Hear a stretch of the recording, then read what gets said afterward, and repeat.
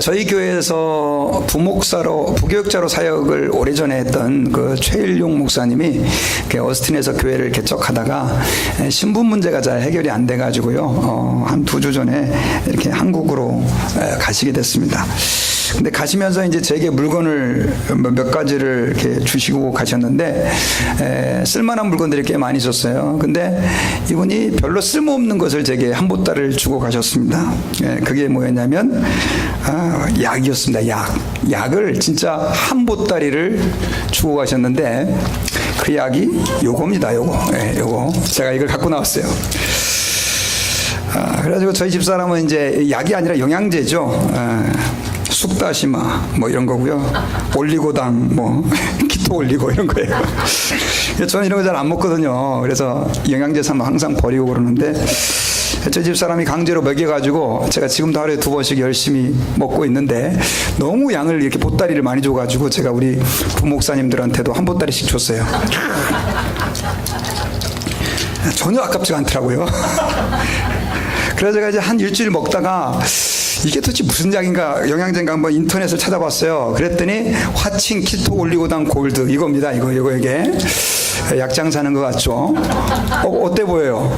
그냥 비닐봉지 싸가지고 한 보따리 줬을 때는 뭐 그냥 그런가 보다 봤더니 저게 얼마냐면요, 저 큰 박스 하나에 300불입니다. 작은 박스가 하나에 100불 정도 하는데 저게 90알 들었어요. 그래서 제가 계산해 보니까 요건데 요게 한 알에 얼마예요? 한 알에 1불이에요. 1불. 목사님 한 알에 1불 아시겠죠? 이걸 이만큼 받은 거예요. 이것도 지금 거의 한 1불 정도에 이거 해요. 한 봉지에. 이게 되게 몸에 좋은 겁니다. 이걸 찾아보고 나서 지난주부터 제가 이 약을 먹을 때 느낌이 달라요. 뭔가 몸에 막 효능이 생기는 것 같고, 그 다음에 저희 집사람한테 그랬습니다. 목사님들한테 너무 많이 준 것 같아. 또 이렇게 최 목사님은 이렇게 굵은 건 잘 못 먹는다 그러는데, 목사님 혹시 안 드시면 가져오세요, 저한테.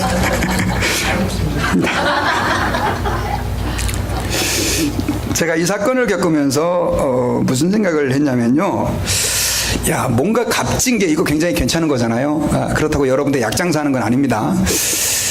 값진 거를 그냥 공짜로 그냥 왕창 받으니까 별로 귀한 걸 몰랐던 거예요. 그러고 나서 이게 얼마나 비싼지를 알게 되니까, 그러니까 제가 볼 때는 한 몇백만 원어치를 산 것 같아요. 그 최 목사님 어머니가 사셨다가 아들 귀하다고 그거 다 먹으라고 보내준 거예요. 진짜 이만큼이에요. 근데 그렇게 귀한 것들을 쉽게 받으면요, 우리는 그게 얼마만큼 귀한 줄을 잘 모르죠. 제가 여기서 굉장히 중요한 영적 교훈을 받았는데요, 우리가 하나님의 사랑을 말할 때 사실 하나님께서 우리에게 주신 사랑, 이거 엄청난 거죠.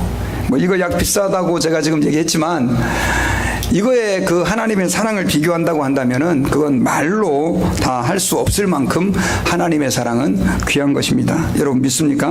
네. 근데 그 엄청나게 큰 하나님의 사랑을 우리가 값을 주고 만약에 받는다라고 했을 때, 여러분 우리는 얼마만큼의 값을 지불해야 할까요?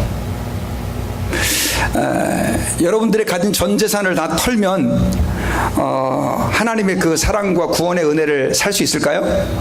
제가 볼 때는 아닙니다.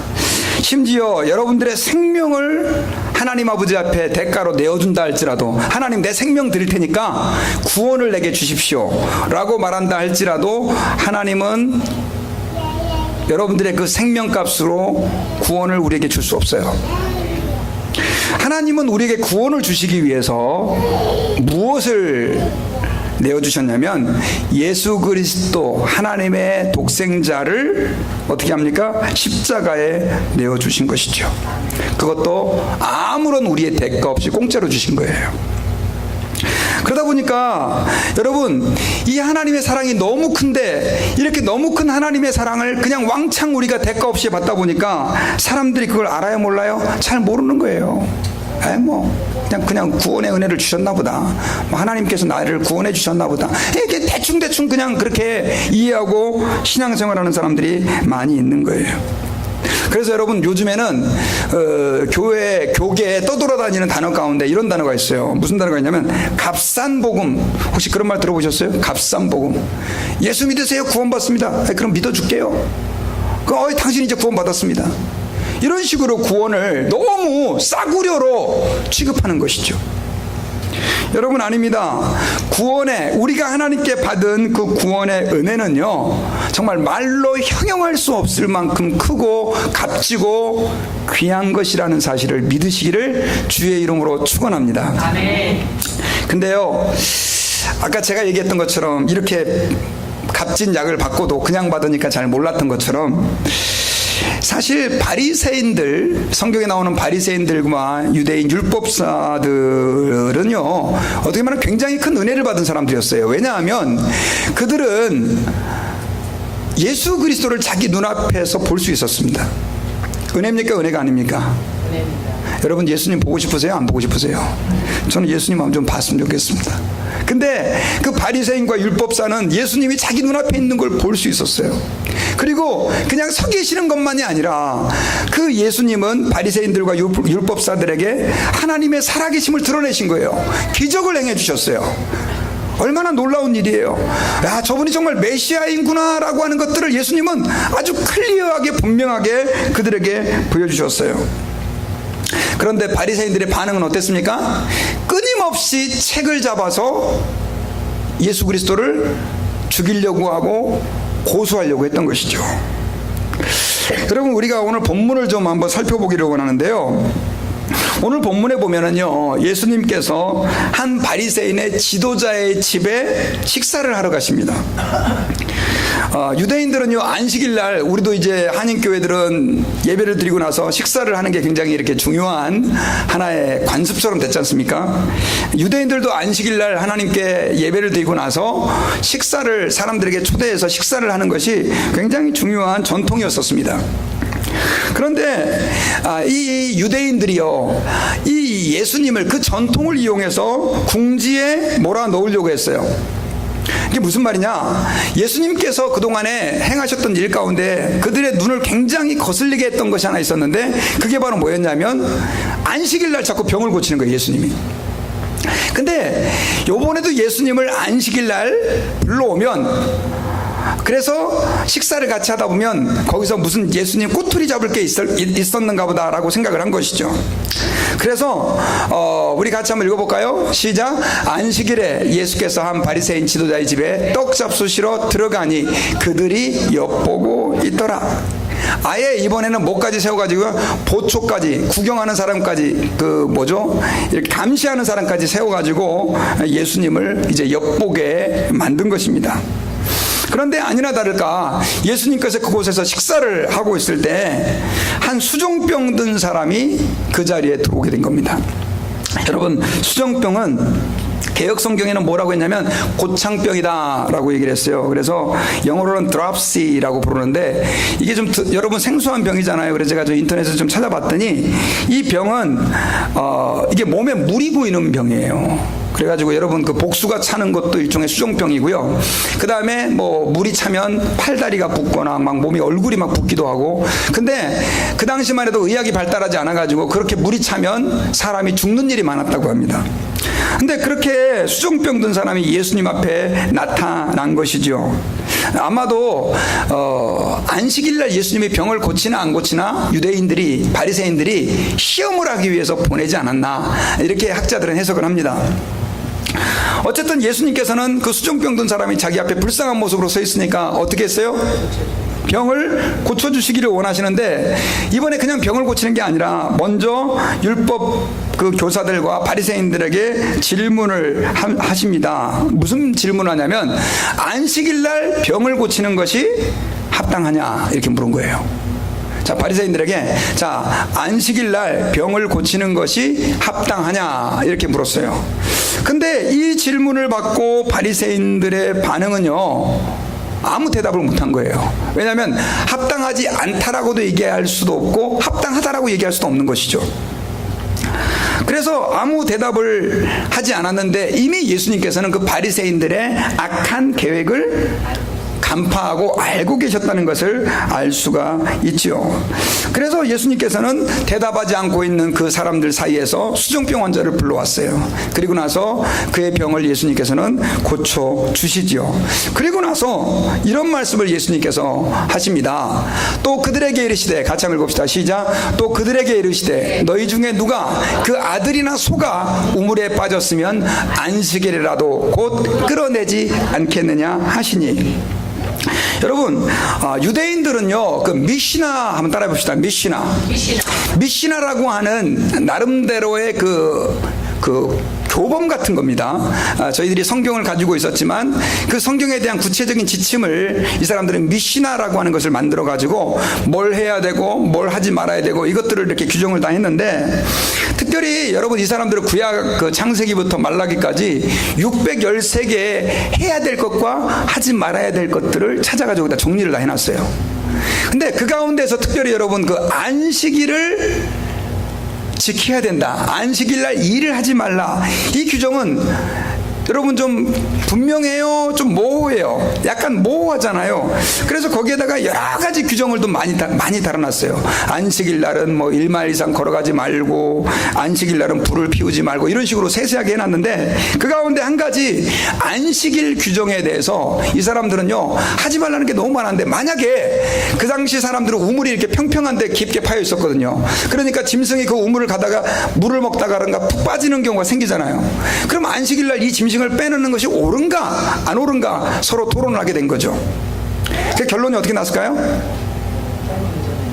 네, 예, 건져내는 것이 맞다. 처음에는 야, 안 된다 이 안식일에 그것도 일이니까 우리는 건져내리지 말아야 된다. 두 파가 싸우다가 예수님 당시에는 누가 이겼느냐? 건져내는 것이 맞다. 왜냐하면 구약 성경에도 보면 어려운 사람을 도와주는 것이 하나님의 뜻이지 않냐. 그래서 예수님 시대의 그 미시나에서는 뭐라고 가르쳤냐면, 안식일 날 동물들이라든가 사람이 우물에 빠져 있는 것은 건져낼 수 있도록 돼 있는 거예요. 그러면서도 그들은 안식일 날 의사가 병자를 치료한다든가 하는 것은 안식일을 어떻게 하는 거예요? 어기는 걸로 생각을 했던 것이죠. 예수님께서 지금 그걸 간파하시고 그들에게 지금 이 말씀을 하고 계신 것입니다. 너네들이 안식일 날 우물에 빠진 소나 사람은 구해내면서 지금 이렇게 고통 가운데, 질병 가운데 있는 사람을 고치지 않는다는 것이 말이 되느냐 안 되느냐? 말이 안 된다. 지금 그 얘기를 하신 것이죠. 자, 우리는 이 이야기 속에서, 이 예수 그리스도의 말씀 속에서 중요한 몇 가지 사실을 발견하게 되는데요. 그 첫 번째가 뭐냐면요, 한번 따라해 봅시다. 강팍한 마음은 사람의 눈을 가립니다. 강팍한 마음은요 사람의 눈을 가린다라고 하는 사실을 저희들이 기억해야 됩니다. 여러분, 아까 제가 서두에 얘기했지만요, 바리새인들은 엄청나게 은혜를 받은 사람이에요. 왜냐하면 예수님께서는 그 바리새인들 앞에 사실 상당히 놀라운 기적들을 행했거든요. 여러분, 예수님께서 안식일 날 병 고치는 것이 문제가 될 줄을 알고 계셨을까요? 모르셨을까요? 알고 계셨죠. 그럼에도 불구하고 예수님께서는 일부러 그 바리새인들 앞에서 병자를 고쳐주는 거예요. 근데 예수님은 의사입니까? 의사가 아닙니까? 뭐 청진기 꽂고 이렇게 해가지고 주사 놓고 해가지고 뭐 그때는 그렇게 안 했지만, 그렇게 해서 병을 침 나가지고 병을 고쳐주면 의술을 행했다, 안식일을 어겼다라고 말할 수 있겠지만, 예수님은 말씀으로 그 병자를 치료하셨거든요. 기적이란 말이에요, 기적. 좀 웬만큼 마음이 강팍한 사람이라 할지라도 자기 눈앞에서 그런 기적이, 수정병 든 사람이 그 뭐 불치병인데 내 눈앞에서 낫고, 그 다음에 우리 지난주에는 18년 된 그 환자가 예수님 앞에서 그렇게 치료받고, 이런 걸 좀 보면 여러분 같으면 믿겠어요 안 믿겠어요? 우리 믿겠어요 안 믿겠어요? 이상현 분 믿죠? 웬만큼 강심장 아니면 저는 다 믿을 것 같아요. 근데 이 바리새인들은 그런 것들을 수없이 보면서도 믿었어요 안 믿었어요? 믿지 않았던 거예요. 도대체 왜 그들은 그런 기적을 보면서도 믿지 않았을까요? 그 이유는요, 그들의 마음의 강팍함이 그들의 눈과 귀를 가려버렸기 때문입니다. 그래서 어쩌면 저 상황이면 좀 안 믿기가 힘들 것 같다라고 하는 그 상황에서도 바리새인은 끝까지 안 믿은 거예요. 뭐가? 마음의 강팍함이 사람을 그렇게 만들어 버렸어요. 여러분, 근데 사람들은요, 이런 경향들을 가지고 있다는 것을 성경에서는 우리가 알 수 있어요. 이스라엘 백성들이요, 하나님의 10가지 기적을 통해서 10가지의 재앙을 통해서 그 바로 왕의 손아귀 위에서 벗어나게 됩니다. 출애굽을 하게 되는데 그 10가지의 재앙은 정말 놀라운 기적들이었지 않습니까? 근데 그 가운데서도 가장 그 하나님의 기적 가운데도 하이라이트가 뭐였죠? 홍해를 건너는 기적이었어요. 홍해를 건너는 기적. 여러분, 요즘에 나오는 그 영화들은 홍해를 건널 때 물이 쫙 썰물로 빠져서 바닷길이 나가지고 그 진도처럼 그렇게 건넌 걸로 되어 있지만, 성경 말씀에는 뭐냐면 물이 옆에서 벽을 이뤘다 이렇게 되어 있어요. 그러니까 저는 그 말씀을 믿습니다. 그러니까는 우리가 생각하는 일반적인 썰물은 아닌 것 같아요. 하나님은 하여튼 독특한 기적으로 이스라엘 백성들을 건넜고, 그 이스라엘 백성들 60만 명, 뭐 애들까지 한 150만 명, 200만 명은 그걸 다 자기 눈으로 봤고 경험을 했던 사람이에요. 그런데 3일 만에 그들은 하나님을 원망하고 모세를 원망하기 시작해요. 왜 그랬느냐? 이들이 이제 광야를 나갔는데 문제는 나와보니까 뭐가 없는 거예요? 물이 없는 거예요. 그들이 그동안 가져왔던 그 가죽 부대에다가 물을 가져왔겠죠. 그거는 이제 3일 정도 지나니까 다 떨어져 버린 겁니다. 마실 물이 없어요. 그래서 목이 말라가지고 엄청나게 힘들어하고 있을 때 드디어 물을 하나 발견했습니다. 그 물이 마라라고 하는 지역에 있었는데, 실제로 역사학자들은 지금도 그곳에 그 물은 고약한 냄새가 나고 맛이 짜서 마실 수가 없대요. 이 사람들이 가서 물이다 하고 가서 딱 먹어보니까 이게 물이 완전히 썩은 물 같거든요. 먹을 수가 없어요. 그러니까 막 모세를 원망하고 막 하나님을 원망하는 거예요. 출애굽기 15장 24절 한번 같이 한번 읽어볼까요? 시작. 백성이 모세에게 원망하여 이르되 우리가 무엇을 마실까 하매. 여러분 생각해보세요. 며칠 전에 하나님의 기적을 체험했어요? 3년도 아니고 30년도 아니고 며칠 전에요? 3일 전에 그 홍해를 건넜던 이스라엘 백성들이 지금 물 없다고 원망하고 있어요. 물 없다 그러면 하나님께 기도하면 될 거 아니에요. 하나님, 물이 없습니다. 홍해를 가르게 하신 그 주님, 우리에게 물 좀 주십시오.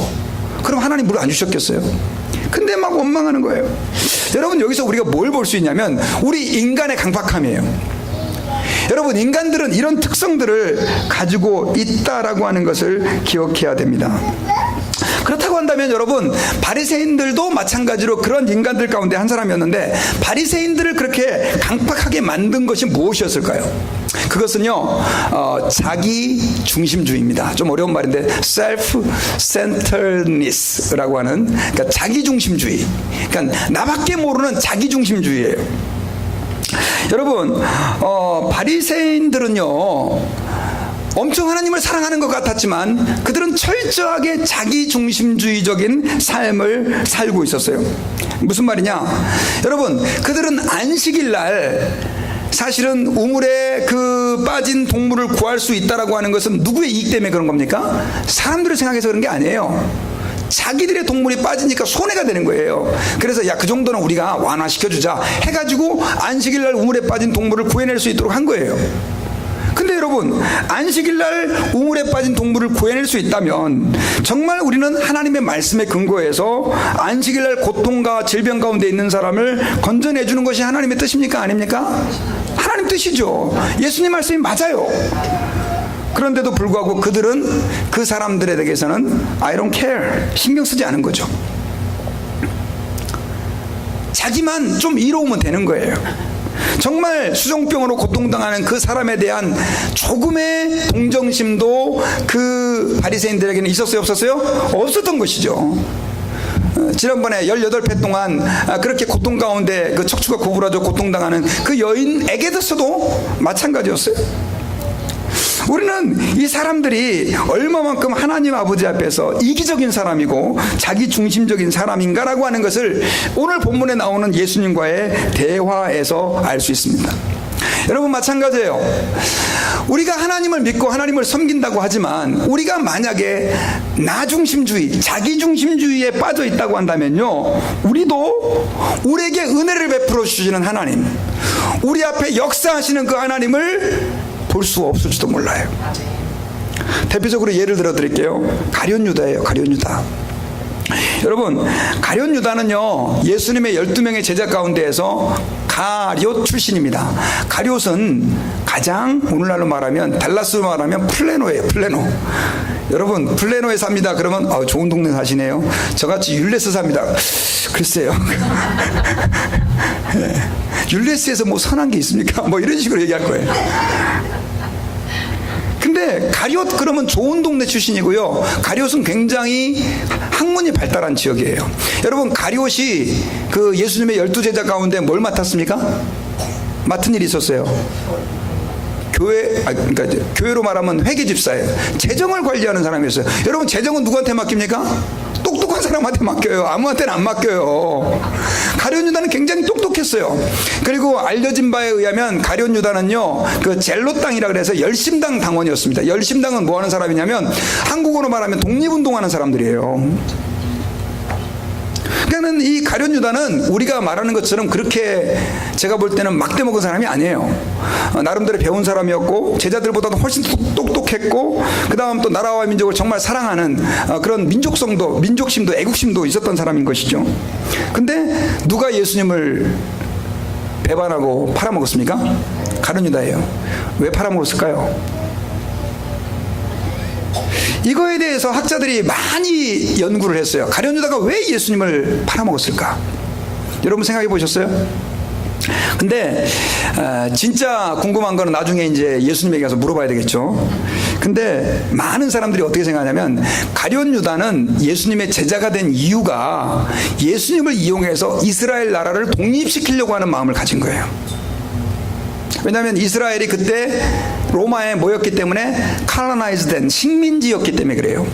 로마의 그 압박이 마치 우리나라 사람들이 일본의 식민지였을 때 우리 그리스도인들이 여러분 얼마나 독립을 원하고 또 3.1운동을 앞장선 사람들이 다 기독교인들이었거든요. 얼마나 독립을 사모했어요. 어쩌면 가룟 유다는 그 가운데 한 사람이라고 말할 수 있어요. 근데 예수님께서는요, 가룟 유다의 이상과 달랐어요. 예수님은 하나님의 나라는 니들이 생각하는 그런 나라가 아니라는 거예요. 그리고 오히려 원수를 사랑하라 이런 말씀을 하시니까 계속해서 가룟 유다는 어떻게 해요? 부닥치는 거예요, 예수님하고. 그렇다고 그래서 예수님에게 직접 반발은 할 수가 없고. 그래서 이거는 그냥 상상입니다. 가룟 유다가 어쩌면 이렇게 생각했을지도 몰라요. 예수님을 팔아서 로마인들에게 넘겨버리면 저분이 분명히 능력은 있는데 그 능력을 가지고 로마 놈들을 전부 다 물리치고 우리가 생각하는 그 이상적인 이스라엘의 독립을 이룰 수 있는 메시아, 민족의 지도자가 될 것이다, 이런 상상을 했을 거라고 보는 거예요. 근데 예수님께서는 거기에서 어떻게 해요? 그냥 달려 돌아가 버리셨어요. 근데 나중에 자살했다. 이거는 그냥 추측입니다. 성경에 나온 얘기는 아니에요. 근데 여러분, 만약에 그렇다고 한다면 어쨌든 간에 가룟 유다가 예수 그리스도의 제자이면서도 예수 그리스도를 믿지 못하고 예수님이 나지 아니하였으면 좋을 뻔했다라고 말한 이유가 뭡니까? 자기중심주의예요. 내 생각을 안 굽히는 거예요, 절대로. 여러분, 저와 여러분들은요, 하나님 아버지 앞에서 내 고집과 내 생각을 내려놓는 사람들이 되어야 될 줄 믿습니다.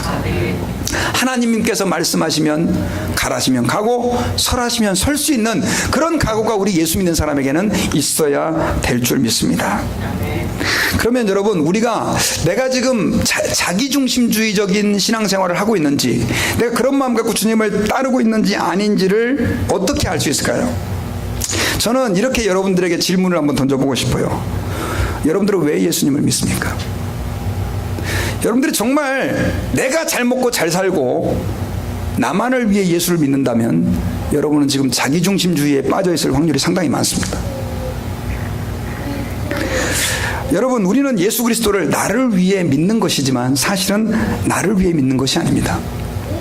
주님을 위해서 우리의 삶을 드리고 주님을 위해서 살아가는 것이 우리 예수 믿는 사람들의 삶의 목적이 되어야 되는 것이죠. 그리고 우리의 이웃들을 위해서 내 몸을 드리기를 다짐하며 살아야 되는 것이 바로 성경에서 우리에게 말씀해주고 있는 것이다 라고 하는 것입니다. 그러므로 여러분, 저와 여러분들은 하나님 아버지 앞에서 바리새인들이 빠졌던 자기중심주의, 가룟 유다가 가졌던 이 자기중심주의가 내 안에서 꿈틀거리고 있지는 않은지 한번 돌아봐야 돼요. 특별히 여러분, 친구 사이에 다툼이 일어났을 때, 혹은 교회나 가정에서 문제가 일어났을 때, 여러분, 우리는 내 중심적으로만 생각하는 사람이 아닌지 하나님 아버지 앞에서 진지하게 우리를 돌아봐야 될 줄 믿습니다. 그래서 우리 예수 믿는 사람은 철저하게, 좀 어려운 말이죠, 이타적이어야 돼요. 나를 위하는 삶이 아니라 다른 사람을 위하는 삶. 여러분, 한국교회가 그동안 전도는 열심히 하면서도 욕을 먹은 이유가 뭔지 아십니까? 복음을 전할 때도 너무 상대방의 입장을 생각 안 한 거예요. 듣는 사람을. 여러분, 오늘도 제가 설교할 때 뭐 제가 무슨 화진 올리고당 이런 거 이 거룩한 강단에서 왜 이 얘기 하겠어요? 하나님의 말씀을 잘 듣게 하기 위해서 사실 여러분들을 배려하는 거예요. 근데 어떤 분들은요, 서론 시간에 눈이 반짝반짝하고 막 보시더니 본문으로 들어갑시다 하니까 벌써 눈 감고 주무시는 분이 계세요. 도대체 제가 어떻게 해야 될지, 1시간 내내 약을 보여주면서 설교할 수도 없고.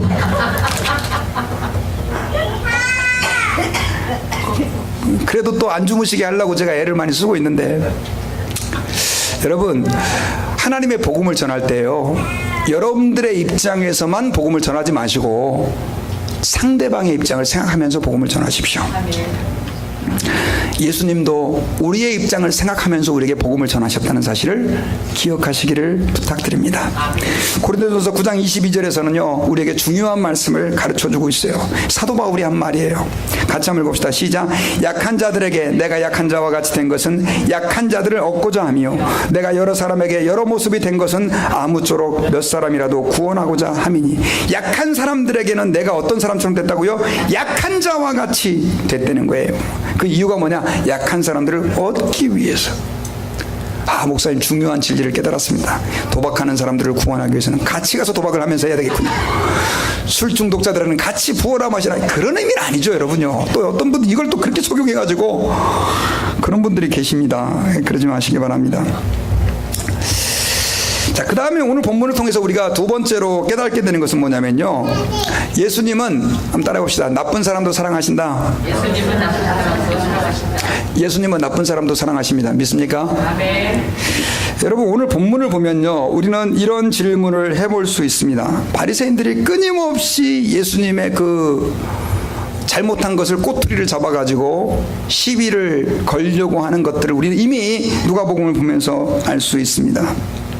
자, 그런데 어느 날 바리새인 중에서 좀 높은 위치에 있는 사람이 예수님에게, 예수님, 오늘 안식일 끝나고 우리 집에서 식사하시죠? 초청을 했습니다.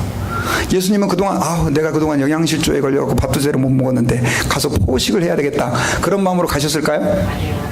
그럼 여러분들에게 여쭤볼게요. 분명히 그 바리새인들이 예수님을 좋은 의도로 초청하지 않았다는 걸 알았는데 거기 왜 가셨을까요? 여기에 굉장히 중요한 주님의 의도가 있어요. 그 못된 바리새인들에게 예수님은 자신을 보여주셔서 그들로 하여금 믿게 하기를 원하셨던 것을 우리는 알 수가 있습니다. 쉽게 말하면 그 나쁜 바리새인은 예수님을 사랑하셨다는 거죠. 만약에 예수님께서 그런 시비에 휘말리고 싶지 않았다면, 너 대속해, 나 안 가, 야, 너 같은 집에 내가 왜 가냐, 너네들은 하나님의 불이 떨어져갖고 다 죽을 거다, 아마 그렇게 선포가 끝나셨을 거예요. 그래 안 그래? 저 같았으면 그랬을지도 몰라요. 근데 예수님 가신 거예요, 아무것도 모르는 분처럼. 그래, 또 병자가 오니까 또 가서, 야, 이 사람을 안식일날 병자를 고쳐주는 게 맞냐 틀리냐 물어보시면서, 그런 쓸데없는 그 논쟁에 휘말릴 이유가 있어요, 없어요? 없잖아요. 근데 왜 가셨냔 말이에요. 바리새인들을 사랑하셨기 때문이에요. 저는 지금까지 한 번도 바리새인을 예수님이 사랑했다는 설교를 들어본 적도 없고 해본 적도 없어요. 지금 처음이에요. 제가 말씀을 이번에 준비하면서요, 혹시 다른 목사님들은 좀 들어보셨나요? 그런 얘기? 예수님이 바리새인도 사랑했다? 최 목사님 들어보셨어요? 모르겠어요. 제가 좀 무리한 얘기를 하는지 모르겠지만, 제가 오늘 말씀을 묵상하면서 준비하면서 깨달은 건, 예수님이 바리새인도 사랑하셨다는 것이에요. 그래서 그 잔치집에 나가셨다는 거예요. 그들은 자기중심적인 생각에 앞이 가리워져서 아무것도 보지 못하는 그런 어리석은 사람들이었지만, 예수님은 어떻게든 간에 그들의 가리워진 눈을 열어주고 싶으셨던 것입니다. 어쩌면 그렇게 방황하는 그들의 영혼들 때문에 예수님은 더 안타까워 하셨는지 모르겠습니다. 여러분, 우리는 이런 하나님의 모습을요, 성경에서는 여러 곳에서 볼 수 있어요. 대표적으로 제가 크리스마스만 되면 여러분들에게 동방박사를 이렇게 설교를 하는데요. 그때 여러분 우리가 한번 질문을 한 가지 해봐야 되는 것이, 하나님께서 큰 별을 동방박사들에게 나타나게 했죠. 그리고 나서 그 별이 어디로 인도했습니까? 이스라엘로 동방박사들을 인도했는데 그 거리가 2000km나 된다고 그래요. 지금의 이라크 지역에서 온 거예요. 뭐 확실하진 않지만 그렇게 먼 거리를 왔는데 나중에는 별이 이스라엘 가까이 오자 어떻게 돼버립니까? 없어져 버려요. 그래서 동방박사들이 어디로 들어갑니까? 헤롯 왕에게로 가요. 그러고 나서 이스라엘의 왕으로 나실 분이 어디 계십니까? 묻습니다. 그러니까 헤롯 왕이 난리가 난 거예요. 내가 지금 왕인데 어디 왕이 났다는 거냐. 그래가지고 그 학자들을 불러요. 그랬더니 구약 성경 미가서 5장 2절에 베들레헴 에브라다야 너는 유다 거울 중에 가장 작지 않도다. 내게서 한 다스리는 자가 나올 것이다. 이 말씀을 가지고 베들레헴에서 나옵니다라고 가르쳐 준 거예요. 그래가지고 헤롯 왕이 베들레헴에서 난다고 돼 있다. 그러니까 니들이 거기 한번 가봐라. 그리고 가서 아기를 보고들랑 나에게 와서 보고를 하면 나도 가서 경배하겠다. 이렇게 얘기를 한 거예요. 동방박사들은 순진하게 그 말씀을 듣고 왕궁을 나오는데 그때 뭐가 나타났습니까? 별이 나타났죠. 그래서 그 별이 정확하게 예수님이 나 있는 그 집에 머무르게 되죠. 우리 이야기 잘 알고 있죠. 근데 그 사건이 엄청난 파장을 일으켰습니다. 어떤 파장을 일으켰죠? 네, 헤롯 왕이 내가 왕인데 어디 왕이나 베들레헴의 2살 이하의 아이를 다 죽여버립니다. 그러면 하나님이 실수하신 건가요? 아니 차라리 동방박사들의 그 나타났던 별이 처음부터 베들레헴으로 갔으면 그 좋았잖아요. 헤롯 왕한테 알릴 필요가 있어요, 없어요? 왜 헤롯 왕한테 갔냐는 거예요. 왜 그들을 헤롯 왕한테 가게 했냐는 거예요. 모르겠어요. 다양하게 해석할 수 있겠지만 저는 그때 깨달은 게 있어요. 그 못된 헤롯 왕도 예수 그리스도가 낫다는 소식을 들어야 되는 거예요. 복음을 들어야 되는 거예요. 하나님은 복음을 전하신 거예요.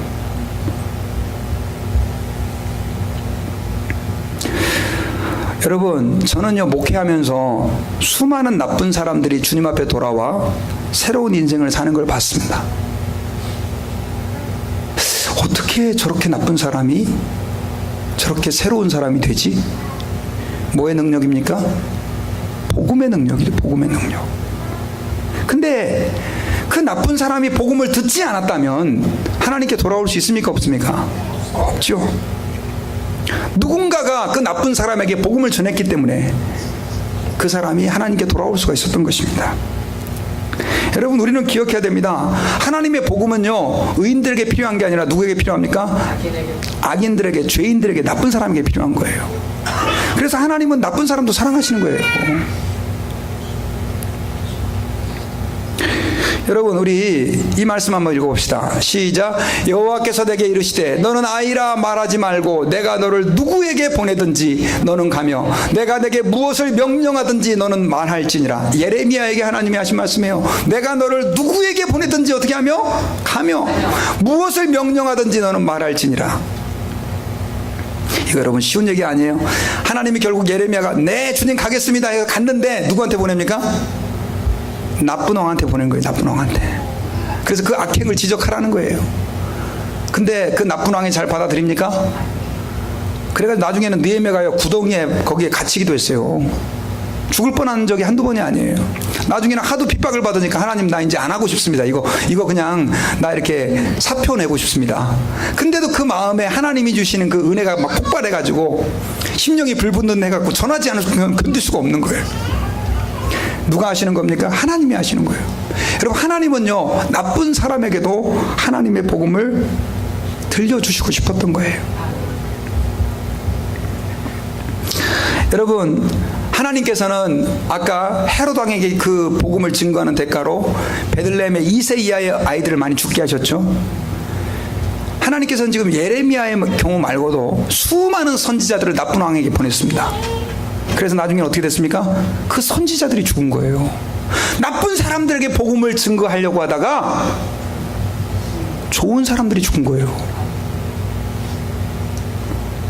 하나님은요, 여러분 기억하세요. 좋은 사람만 사랑하는 게 아니에요. 하나님은 죄인도 사랑하시는 것입니다.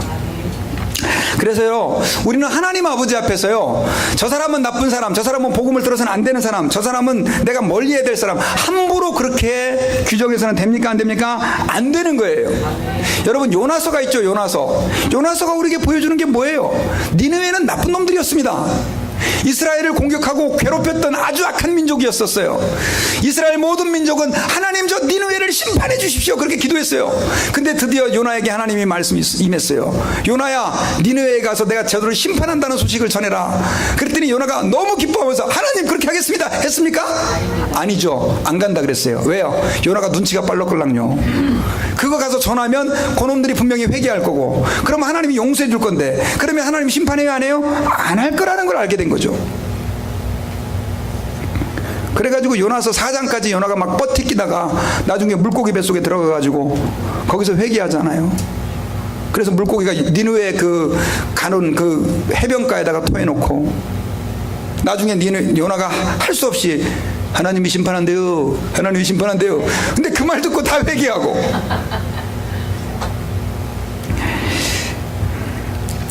여러분, 우리는 하나님 아버지 앞에서 우리의 편견을 깨야 될 줄 믿습니다. 우리는요, 그래서 우리의 마음의 그릇을 넓혀야 돼요.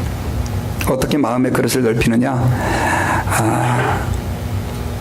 어떤 사람은요, 제가 목회를 하다 보니까 자기의 마음의 그릇에 자기가 사랑할 수 있는, 우리는요, 자, 그릇이 다 하나씩 있어요. 그릇이 다 하나 있는데, 이 그릇은, 자, 여기 보세요. 내가 이 그릇 안에 있는 사람을 사랑할 수 있어요. 내가 이 그릇 안에 있는 사람을. 근데 어떤 사람은 자기 하나만 딱 여기 안에 있는 거예요. 누구만? 자기 하나만. 이 사람은 누구만 사랑해요? 자기만 사랑해. 자식들도 필요 없어. 아내도 남편도 필요 없어. 자기만 사랑해. 그릇이 뭐 같아요? 종재기 같아. 이 컵만해. 그런 사람은요, 우리가 뭐라 그러냐, 자기중심적인 사람, 이기적인 사람이라 그래요. 근데 그릇이 어떤 사람은 조금 더 커요. 이 사람보다는. 이 사람은 누굴 사랑해요? 자기 자식만 사랑해. 자식이 3명이 됐고 3명 자식만 사랑해. 자기만 사랑하는 보다 훨씬 사람이 낫죠. 근데 그 사람은 여전히 좁은 사람이에요. 또 어떤 사람은 우리 교인만 사랑해요. 또 교인 중에서도 어떤 사람은 좋은 사람만 사랑해. 그래서 그릇이 크기가 틀린대요. 여러분, 예수를 믿는 사람은 이 그릇이 커져야 될 줄 믿습니다. 여러분, 제가 여러분들에게 한번 여쭤볼게요. 하나님의 그릇은 얼마나 클까요? 대답이 없으시네요. 하나님의 그릇은 온 우주보다 커요. 다 담아요. 여기에 다 담아. 나쁜 놈들, 못된 놈들, 정신 차리지 않는 놈들, 하나님을 욕하는 놈들까지 다 그냥 하나님 어떻게 해요? 사랑하는 거예요. 여러분, 믿음 생활이라는 게 뭐냐? 영어로 expansion. 이 그릇을 넓혀 나가는 거예요. 물론 힘들죠. 저도 힘들어요. 그러나 그것을 기억해야 될 줄 믿습니다. 저는 이제 말씀의 결론을 맺겠습니다. 오늘 하나님께서는요,